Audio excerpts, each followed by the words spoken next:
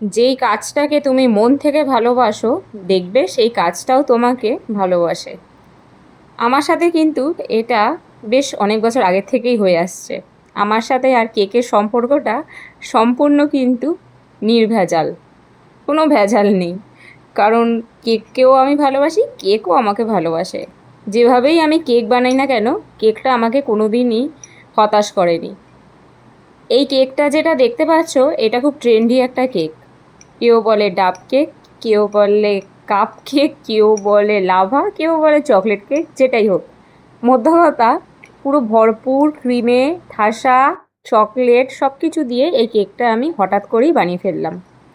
কেকটা প্রায়শই বানাই, অনেক রকম কেকই বানাই, ছোট বড়, সবসময় শেয়ার করা হয় না। তবে এই ক্রিম কেক, সেইটা কিন্তু অনেক বছর পর বানালাম। সেই লাস্ট বানিয়েছিলাম কোভিডের টাইমে, আবার ক্রিম কেক বানালাম। আগের ভিডিওতে শেয়ার করেছিলাম কেক বানাবো, তাই জিনিস কিনতে গেছিলাম আমুল স্টোরে। তো কিনে নিয়ে এনে আমার আর তর সইল না, বানিয়েই ফেললাম। আর দেখো, দারুণ দেখতে হয়েছে, দারুণ। সঙ্গে খেতেও কিন্তু অসাধারণ। প্রত্যেকটা বাইটে প্রচুর ক্রিম, চকো চিপস সব পড়ছে। নিজের হাতে বানানো জিনিসের সত্যি অনেক অনেক সুন্দর হয়। এত সকালে কোথায় যাচ্ছ?